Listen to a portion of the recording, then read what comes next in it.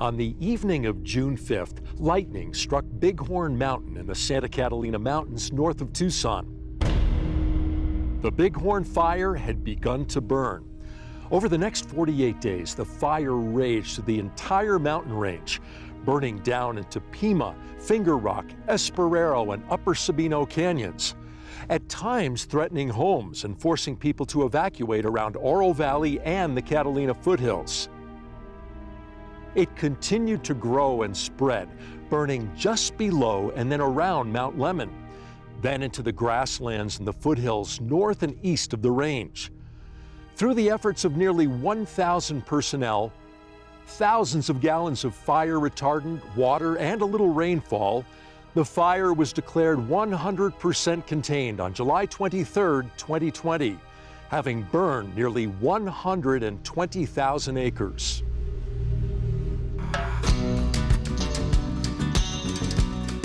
This week, an Arizona Illustrated special, Understanding the Bighorn Fire.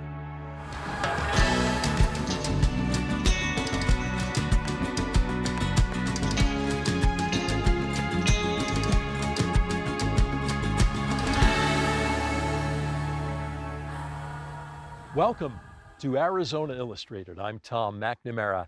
The AZPM crew and I are here in the Loma Linda area of Mount Lemmon, high atop the Catalina Mountains, and surrounded by the aftermath of this summer's Bighorn Fire.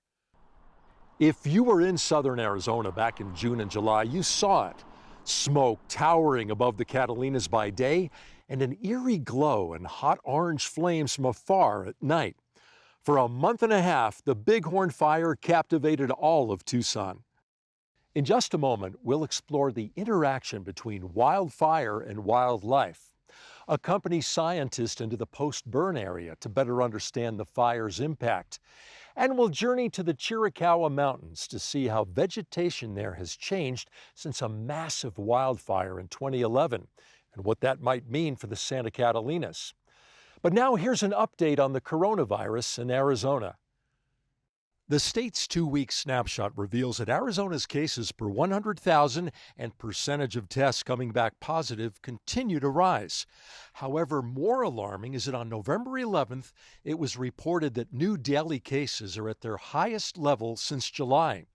Governor Doug Ducey is urging Arizonans to take all recommended precautions. The 2-week trend of hospital visits with COVID-like illnesses is also on the rise, however, not yet reflecting the rapid surge in positive tests. For more coronavirus information, visit news.azpm.org. As we watch the Bighorn Fire burn through the Catalina Mountains, it's only natural that our first concerns would be for the firefighters' safety and for the life and property of those who live near the blaze. But what about the creatures who inhabit the mountains themselves? Here is wildlife and the bighorn. Fire is an incredibly important part of the web of life in southern Arizona and natural biological cycles. And it definitely has a role, and we need to let it get back to playing that role. But when fires happen these days, they happen in a context of forests that have already been seriously damaged by human impacts over the years, and a lot of different types of impacts. But probably the biggest one is fire suppression. So for decades, for actually a century now, we have not let fires play their normal role on the mountain. And therefore, when they happen today, they happen differently. Rarely is wildlife overrun by wildfire. They're fleet of foot enough to get out of the way, or in cases of smaller creatures, burrow underground. And these animals, for generations, are adapted to these fires. Yes, maybe they're not where we would expect them to be. You know, you never know, because it's wildlife, and they do what they want to do. Sometimes re-entering burned areas when it's still smoldering. A Goulds turkey, we observed doing that very thing. And it's a 155,000 acre mountain range. There's still plenty of territory out there for them, and they're going to use it. The Catalinas are a typical Sky Island mountain range. They rise up very steeply from the desert floor and the arid grasslands that are around the base. And up at the top, you go all the way to spruce fir, conifer forest. And that means that every step of the way, you have a different set of plants and animals that call it home. The biodiversity of our skyline mountain ranges in southern Arizona is globally recognized, and they have been recommended as a huge priority for protection from a global biodiversity perspective. The initial burning took place in the Bighorn sheep management area, and most of that Bighorn sheep management area burned. We're cautiously optimistic the bighorns will make better use of that area and perhaps expand their territory. It will be cleared of dense vegetation. There will be new growth coming up, and it will be perfect for them. Sprouting prickly pear, for example, is a favorite. It's like a bighorn sheep salad bar after a fire. The way they defend themselves is through their keen eyesight, which if a predator is concealed by a brush they can't really use, and then their ability to climb rapidly over rough terrain. For sure, it's going to help them deal with mountain lions. And other ungulates, I should add. White-tailed deer at higher elevations, mule deer at lower elevations will also reap the benefit of that cleared up habitat and that new growth. The Sonoran Desert is renowned for its diversity of bees and other insects. We also have many mammals, coati and ringtail and foxes and coyotes and black bears and bobcats and other predators. And we also have a lot of reptiles, lizards and snakes and Gila monsters and, some species that aren't found anywhere else, and I think we should be proud of that. It's something that we should care for and protect. When you look at the interaction of fire with endangered species, you really have to look through a different lens. And Mexican spotted owl is one of them. And so we have what are called protected activity centers, where those owls are known to do their business, either nest or hunt. So they rely on a certain combination of vegetation, plant species, and water availability, and a certain topography or forest structure. We need to be nimble to respond to these threats and give these species the best chance that we can to survive. We also take a look at desert tortoise habitat. We don't worry about desert tortoises being overrun by fire. They burrow underground. But what are they going to eat when they come out of that burrow?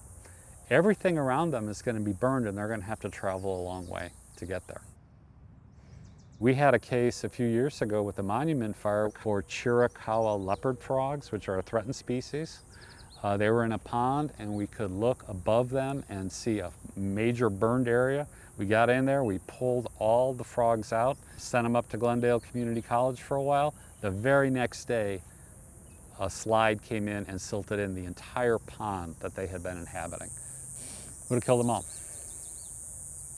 That's why we took almost 900 endangered Gila Chub out of the west branch of Sabino Creek and farmed them out to the U of A, International Wildlife Museum, and the Desert Museum for safekeeping. When the monsoon passes, when all that silting action is over, we'll put them back in. We hardly had any monsoon at all, so there wasn't really a big problem with a lot of erosion and a lot of soil being lost as a result. Now, that could still happen at any time, it only takes one really big storm to have that kind of impact. So in one way, maybe that was a good thing. But in another way, it just makes it that much more difficult for the habitat to recover, for those seeds to germinate, and for the vegetation to come back. Water is more scarce, food is more scarce for the time being, and that is a challenge to many species. Now that said, the Bighorn Fire in particular burned pretty well for the most part. There were a couple of really bad days with high winds, but for the most part it burned in a mosaic. It did not burn really severely, and I think you'll see the mountain bouncing back pretty well. It's not going to look like it used to look tomorrow, but a year or two it's going to be good. In most cases, wildfire is a natural process that improves the overall health of the mountain range over time. Lightning started this fire, as it did long before man inhabited Tucson. There were fires in the Catalinas and these other mountain ranges. And these animals, for generations, they've survived. The general consensus is by the end of this century, half the species on this planet could be gone. And to me, that's very alarming, even from a perspective of self-interest. I am a species on this planet, Homo sapiens. I still rely on that mountain for clean water and clean air, you know, just like all the animals do. We got to get serious about protecting these places and the web of life that supports all of us, including Homo sapiens.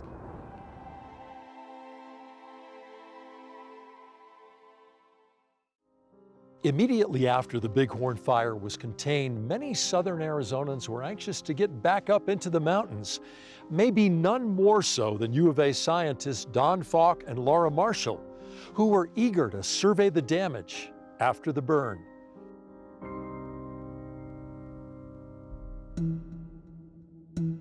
The Bighorn Fire is still burning in the Catalina Mountains. 11,500 acres have been burned so far. When I was sitting down here in Tucson watching the evening news and watching the progression of the fire on the web, it began to get closer and closer to places I know and love really well, such as the high elevation forest. And I began thinking, oh my gosh, I hope it's not going to get in there. Please don't burn there. Please don't burn that forest down. There's a really interesting dynamic being a person who loves the forest and a scientist who studies it. One part of you wants to say, I love this forest, I never want it to change. And the other part of you looks at a forest that's changing and say, wow, that's interesting. I wonder why that happened that way. And when a big fire happens, you're really kind of poised on the head of a pin about which of those is going to be dominant, because it's so interesting and yet can also be so devastating.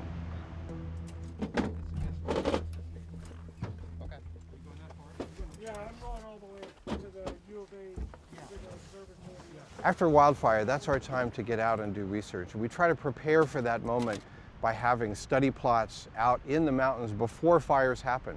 And so we have the unique opportunity to be able to return to those and look at how things have changed, not only in the short term, the first few months, but to track over many, many years how the forest recovers following a big fire.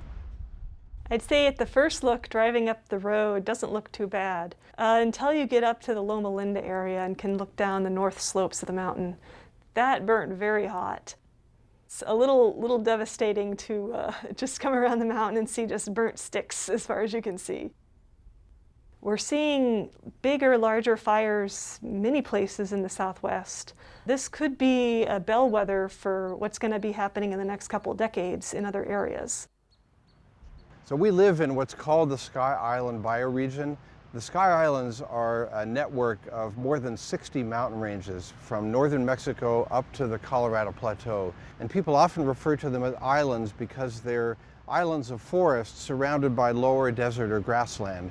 And what that means is that each island could be a unique biological location, much like islands in the ocean.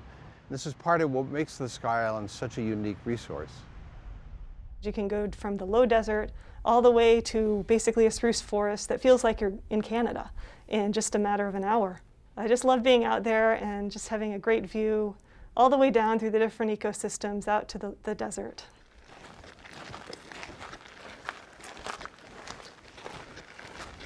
Our field work often begins with a geographic positioning system, a GPS, because we're trying to get back to a particular location on the ground. And so we'll navigate to that point. In here under the live tree canopy in there? Yeah, on the edge. This could definitely work. It's pretty good. What we do is study the plants and animals on the ground, the soil. It's a lot of hands and knees work, very, very detailed, trying to look at every plant, looking at whether trees are regenerating, whether there are seedlings, whether the overstory trees were damaged or not, whether they are going to bounce back. We'll use tapes to measure the diameter of trees. We'll sometimes use increment cores to extract a core from the tree to look at their growth. Yeah, that looks good. So tree rings can tell you all kinds of things about a forest, the past climate. You can match up the ring patterns to figure out exactly what ring goes with what year. And using that, you can match patterns back and back in time, basically for as long as you can find remnant woods still present on the mountains. The changes that are happening now are happening very quickly compared to change in the past. So now we're seeing major changes, burning entire mountain ranges, large severe fires in a matter of years to decades. So basically, things are moving too fast for the forest to keep up in a lot of places. 2020, we're seeing fires all over the West. And basically, I think in the future, a dendrochronologist will definitely know, oh, that's a 2020 ring. You can tell there's a fire scar. The really big important question in post-fire research right now are what are called post-fire trajectories. That is, what direction is this site going to go? Is it going to go back to being a forest with the same species and similar processes from what it was? Or is it going to go off in a different direction? There's no question that the contemporary fires we're seeing appear to be very, very different in kind from the historical fires. And the big concern here is not that this was a big fire per se, but that it was a big fire with a lot of areas of very, very high severity effects. And that, we believe, is the legacy of a century of keeping fire out of the forests. So the fuels have accumulated, and laid on top of that, the unmistakable signature of climate change.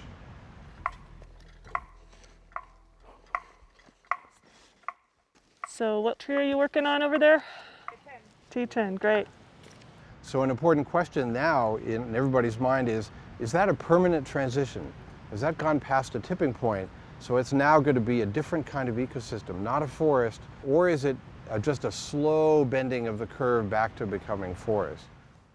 And this is why we need this historical background to understand the Bighorn Fire that happened in the Catalinas. I have to say that the research we do really increases my appreciation for the complexity and resilience of these forests. We'll go up and study a plot, and we'll find trees that have survived. They somehow managed to make it through, and they're green on top, and they're growing. And we'll often think, how did this happen? Because this is supposed to be in the middle of a high severity patch, and yet here's life. The poet Gary Snyder once said, "Science walks in beauty." And in a sense, we can't see wildfires as always a catastrophe or a tragedy or something terrible. In fact, there's a big part of wildfire that is about renewal, and it's about resilience, and it's about adaptability. And that's actually a really positive lesson, because it means that many things that we're seeing that look like they've gotten stuck or damaged or lost irretrievably perhaps aren't that way at all.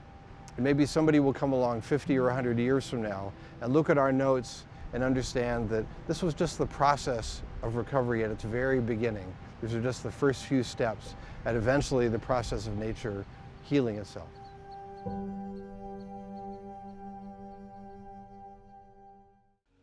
This is not the first major wildfire in southern Arizona's Sky Islands, and it won't be the last. So what can past fires tell us about the Bighorn and the lasting impact of fires in the future? Perhaps there are lessons to learn from the Chiricahuas.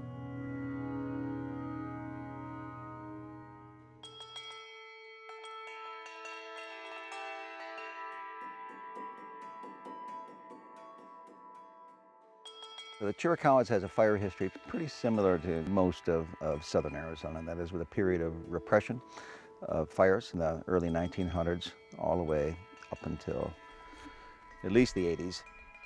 We had a period of dryness and drought, and that drought resulted in the Horseshoe 2 fire in 2011, which burned almost the entire mountain range, about 200,000 acres.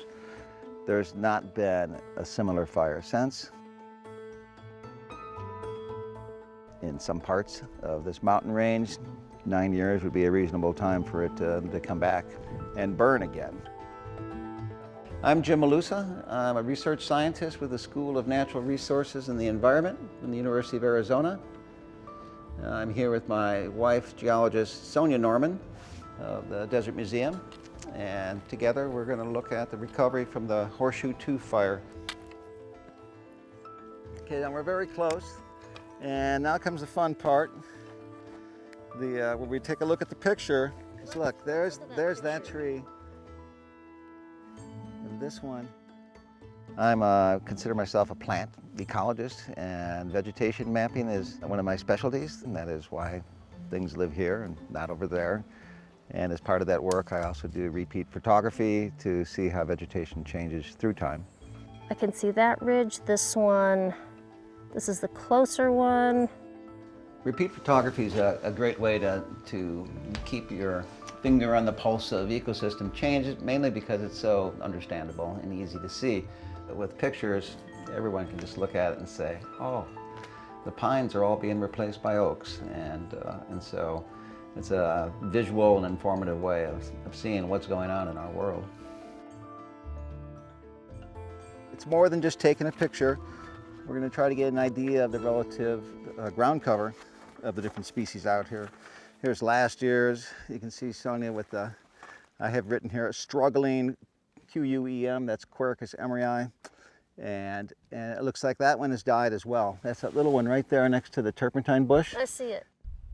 The main driver of ecosystem change is going to be disturbance. When something happens, it can be a drought, it could be a fire, it could be grazing, it could be many things. And that sets in motion a series of changes in the species, and that sometimes returns the ecosystem to what it was before, and sometimes it doesn't.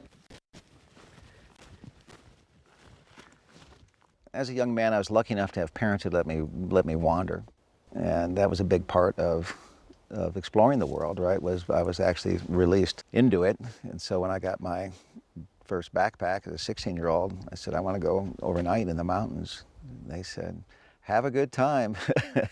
And Mom drove me up Sabino Canyon, back when you could drive up Sabino Canyon, scraped the side of the station wagon on the bridges, the skinny bridges, and just let me loose.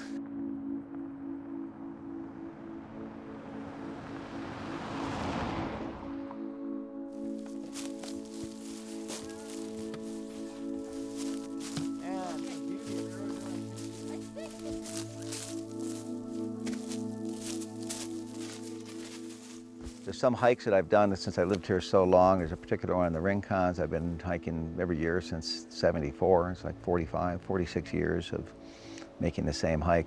And I remember when changes happened early on in those trips in my life, when I was in year 10 or 20, and there'd be a landslide or fire and things would fall down, and I'd be distraught actually, after going, oh God, I've lost my favorite place. But I didn't lose it. It just turned into something else. And I think every loss is an opportunity for another species. Of course, we hate to see change that we can blame on ourselves and say that we made it hotter.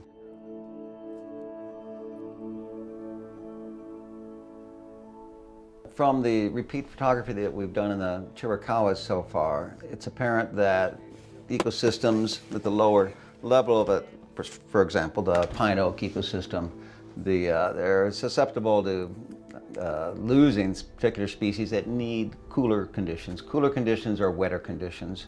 And so our primary concern with the Bighorn Fire would be losing forested areas and having them turn into scrubland, just because it's now a bit warmer and drier. And if that does occur, the things at the very tippy top are going to be pushed off into oblivion, and that would include the corkbark fir, which is a species that is in the Catalinas and the Catalinas, and that's the only two places that it's found in the Coronado, the National Forest. All right, so where we're going to go next? We're going to go up the mountain a little bit higher, up the road toward Barfoot Park, and visit pine ecosystems. You ready? Yeah. Okay.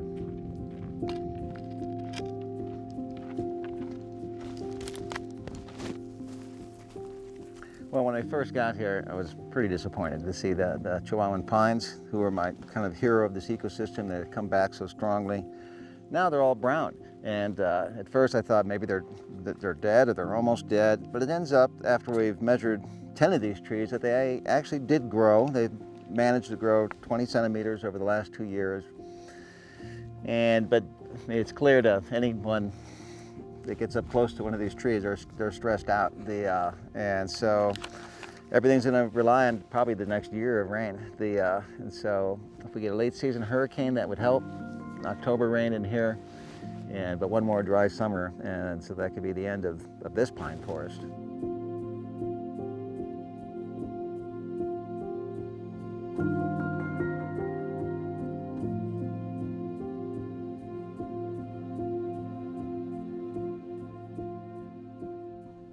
humans like trees, and especially in a hot place, they want to sit under a tree, and they don't want to sit under a bush. And so we have a natural tendency to lament the loss of forest.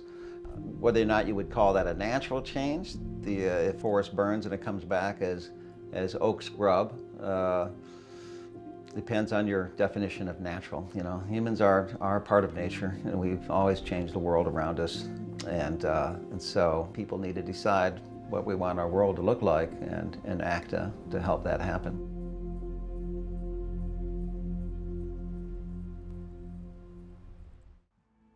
Back in August, AZPM, the Southern Arizona chapter of the American Institute of Architects, and the Arizona Daily Star began to collaborate to present Favorite Places, a series of personal narratives written and narrated by local architects about a favorite building, place, or space in Southern Arizona. Now, the Arizona Illustrated team had already begun work on this Bighorn Fire special, so it was either serendipity or with the fire in mind that local architect Michael Nervik chose his favorite place, Mount Lemmon.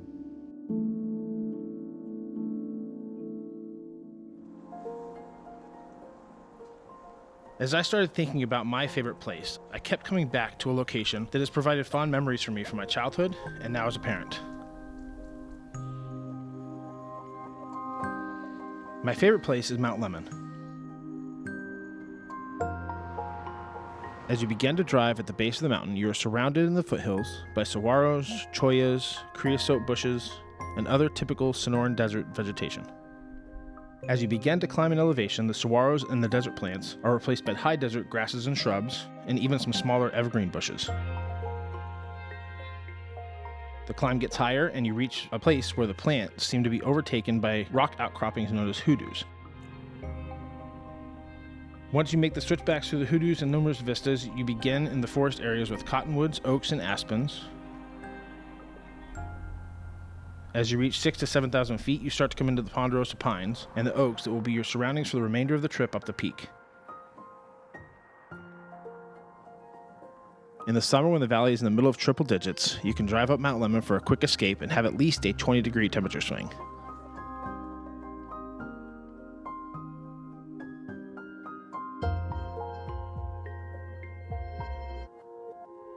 Mount Lemmon also provides winter activities such as sledding, skiing, and snowboarding.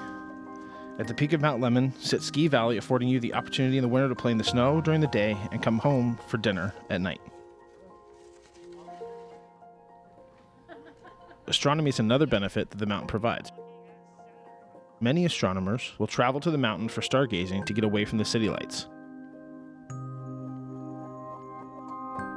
I would be remiss if I did not mention Summer Haven. Summer Haven is a small town near the top of Mount Lemmon. I remember visiting as a child and walking through the town made up of small shops and private wood cabins as far as you could see. We would travel up the mountain just to have dinner or lunch in Summer Haven and get a cookie and ice cream at the cookie cabin. Now, miraculously, due to the skill and bravery of the firefighters during the recent Bighorn Fire, they were actually able to completely save Summer Haven and Ski Valley. I've been through many fires on Mount Lemmon in my time here.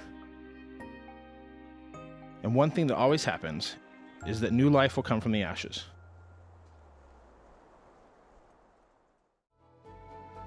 Be sure to join us next week when we visit our next favorite place, Mission Gardens. Thank you for joining us here on Arizona Illustrated. I'm Tom McNamara. See you next week.